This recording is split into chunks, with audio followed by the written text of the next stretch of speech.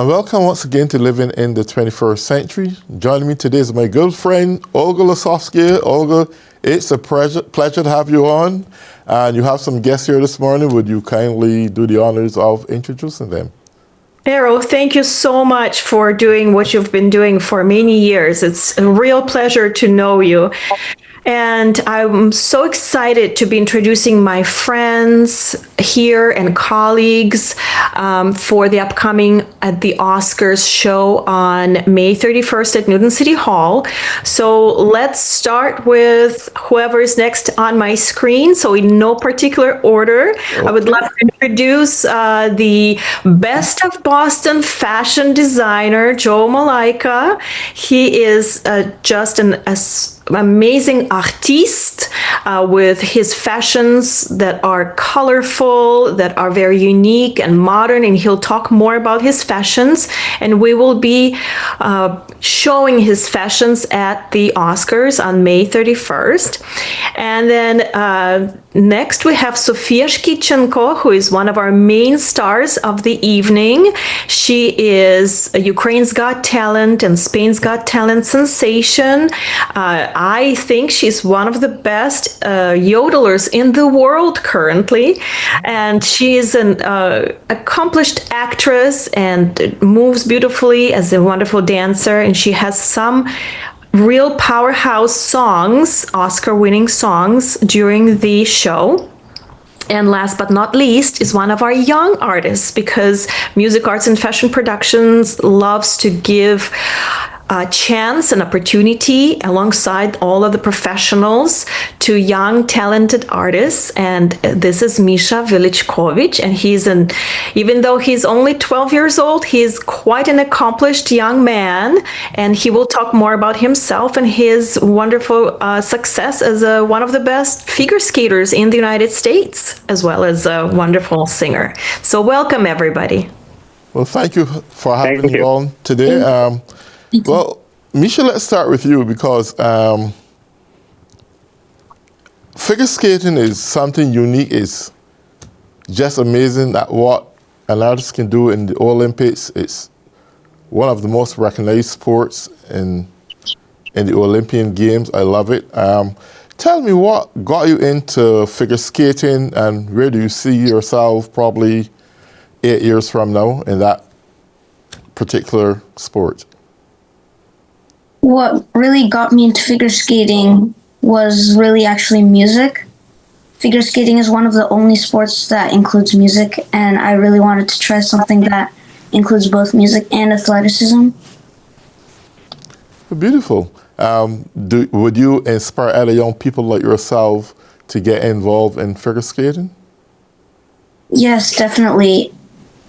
To all the people out there, I think figure skating is a great sport and everyone should try it. Well, yes, it is. I love figure skating. I always love to watch the Olympics when it kind of regards in figure skating. I think it's ambitious, it's an art, it's unique in its own rights. It's a beautiful thing to do.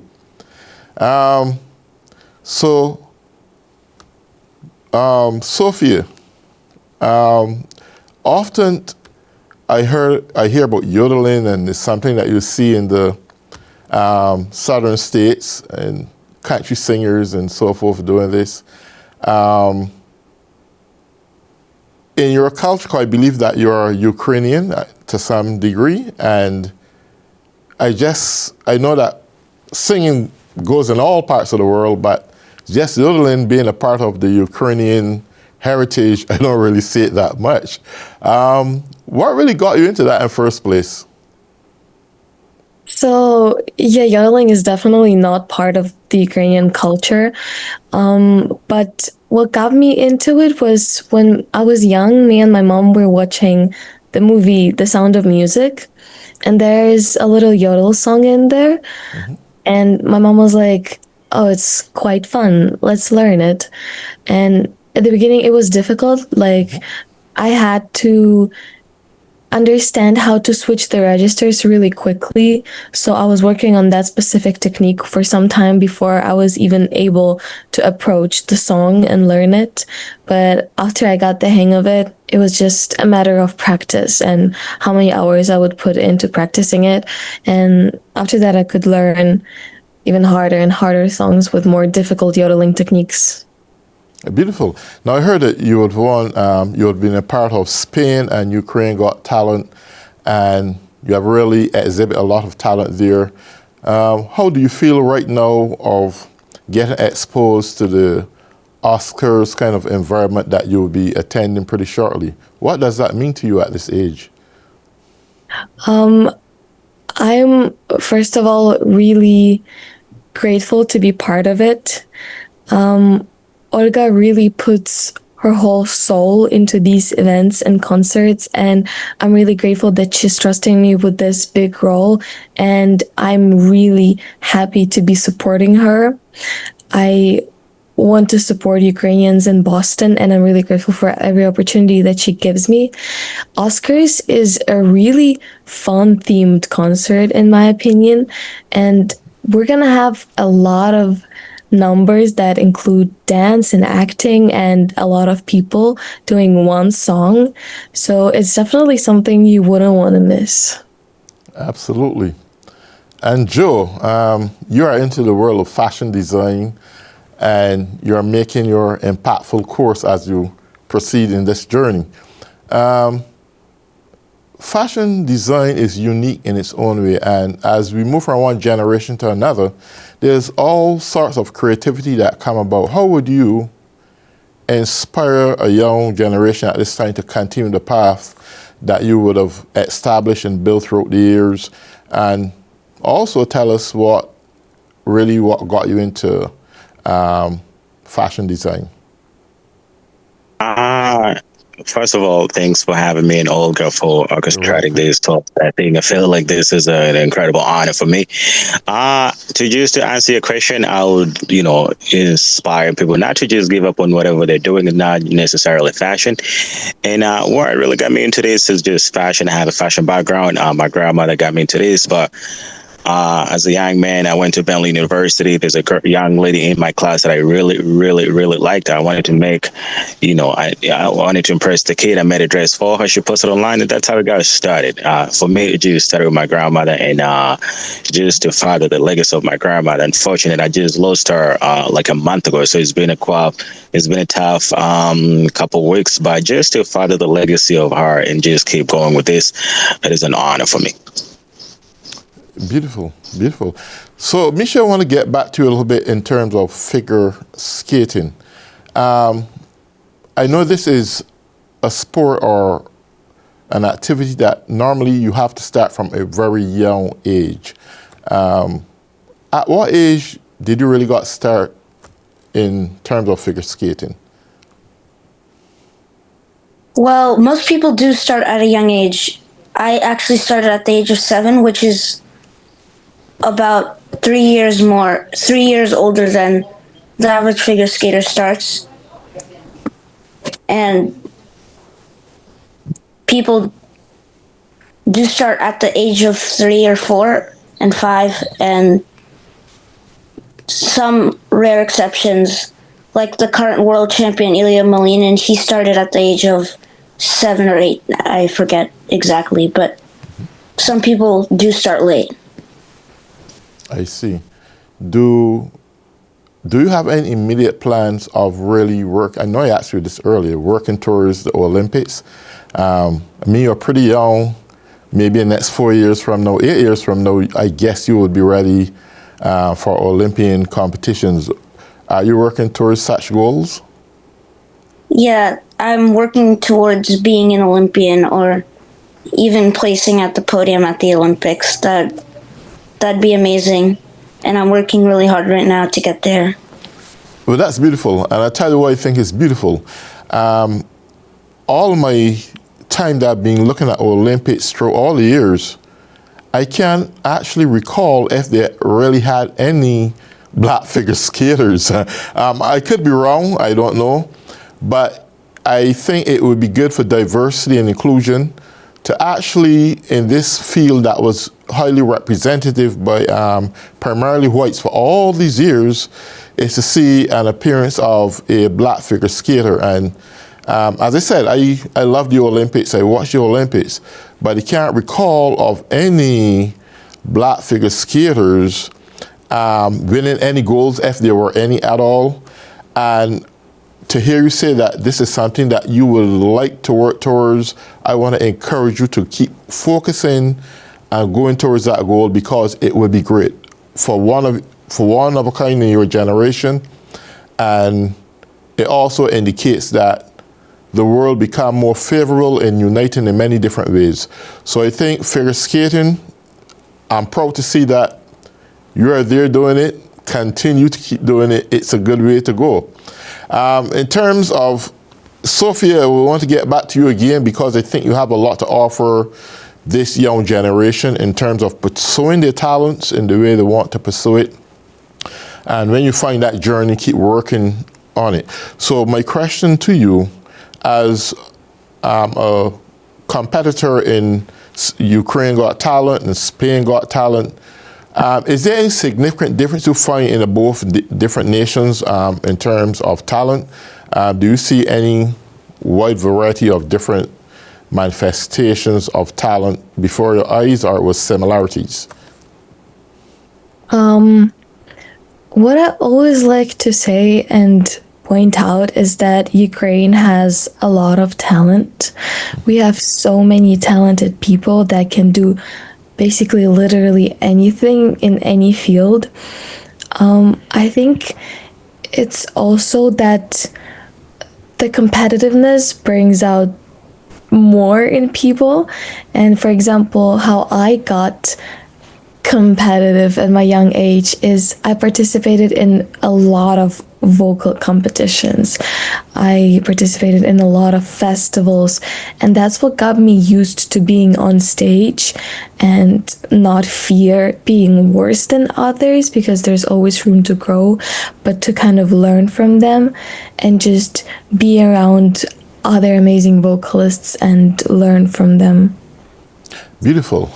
I want to say this to you, Sophia, and I know that the Ukrainian people are full of resilience and they're good and so forth, but I would like you to speak to the hearts of every young Ukrainian girl and boy that are presently residing in Ukraine, to give them a word of encouragement to pursue their dreams and their aspirations despite of this present war that's going on.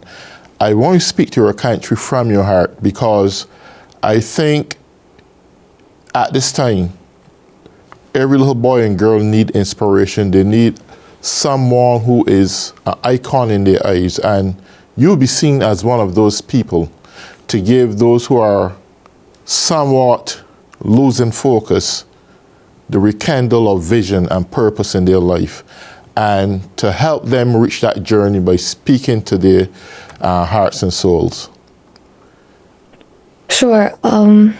It would be a great honor for me to do that. So to every single kid in Ukraine, I really feel for you guys. I love you guys. I know how much you're going through. Your childhood is not supposed to be that way. The fact that you're experiencing all of this is simply unfair, and there's nothing you can do about it. But please don't stop believing, never stop dreaming, because I'm sure that in the future the world will end and we will win, and together we're going to be rebuilding our nation, and we're going to need a lot of help from you guys. And right now it might seem a little bit hopeless, but just never stop believing. You guys are the future of our nation, as well as me, and people of my generation will be helping you guys, your generation, to rebuild our country. And that's when we're gonna use your creativity, your skills, everything that you've worked on all these years. So just keep dreaming towards a brighter future. Beautiful, well said, well said. Joe, in the world of fashion, I've seen a lot of many people over the years, and some that I had a privilege to interview and even work with in the studio many years ago when I was back there at Newton Television Station.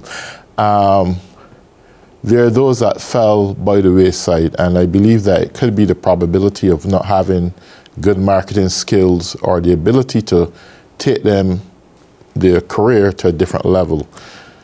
Is there any word of business or vision and purpose that you can offer the world of fashion designs and young entrepreneurs who are now within the range of trying to get established? Is there any word that you can take them or point them in the direction of future development? Absolutely. Right now, we're fortunate that we have a lot of social media platforms. So just utilize those social platforms as to the best of your ability. You just never know. So back in the days, it was not as common as today. So just for the folks, especially that struggling with finance, because you need you need some good financial resources to get this going. So for folks that don't have that in position to do that, just use a lot of word of mouth and a lot of social media platform. It helps a lot. Okay. And just the consistency. For me, it's the consistency, because today is not as the same as yesterday. So you might not be getting the results that you have today. So just stay at it, and some good will come out of it. Okay, that's great. I agree with you 100% in terms of using the social media platform, but I recognize from experience that even the social media offers so much promotions and exposure because of its vast, widespread purpose and vision. It becomes somewhat good and somewhat negative because so much competition is now offered. The same way I can promote my products, the next person can promote theirs, and everybody promoting theirs. And everything come full-fledged to one's eyes, and it look like the same thing. And then it's hard then for that person get the recognition because they're distracted by other choices. Would you think that it'd be good for a person, if they're going to try to push their business, is to put it in I don't want to use the word self-centered, but a self-centered way that you can isolate yourself from other competitors, that you can get the focus that you need? And it may not necessarily be through social media, but in some other form. I found that a lot of businesses are out there and they're on social media, but not getting the attention that they need, even though they're on social media. Sometimes they don't even get any views at all. And that alone could be a negative curve in someone's mentality that they're not going to do well. And before you know it, they say, you know what, enough of that. And your talent just gone to drip. So would you ask other people to pursue other avenues besides social media to get that kind of exposure they need, or physical exposure rather? You certainly mentioned competition. I feel like everybody needs competition. If you're not, it'll just only makes you do better. If it's not working, the more you do it, this is the consistency I spoke to earlier. You just got to be consistent. While you're doing that, you're gonna figure out things that are working for you and things that are not working for you. But you can only do that if you find out things that's not working for you, and that's just my philosophy, and it's been working for me as far as I'm concerned. Okay, excellent. Okay, so Misha, once again, I'm taking turns back and forth. So yeah, you're figure skating. Did you ever at any given time suffer any injuries that may tell you in your mind, you know what, I had enough of this? Or is this something that you're expecting as you grow along that you should experience and it will make you a stronger person? Because success comes with some kind of pain sometimes. Tell us a little bit about the issues you may have faced in the process of figure skating. Did you have severe falls or anything like that? Well, so far I haven't had any injuries, knock on wood. Oh, that's good. But definitely motivation is a really important part of any athlete's journey, not just figure skaters. Because if you lose motivation, it really sets you off, and it's really hard to get back from being demotivated. Okay. So can I ask you a question? Do you Do you skate around and you do those little 360 turns in the air and those acrobatic moves and that kind of stuff? Do you have any video clips with you performing? Yeah, I do. Could you send me a clip? I'll have it put on TV for you in between this interview. What do you think? I think I could. Yeah, if you can, that would be good. If you can't, it's not a problem.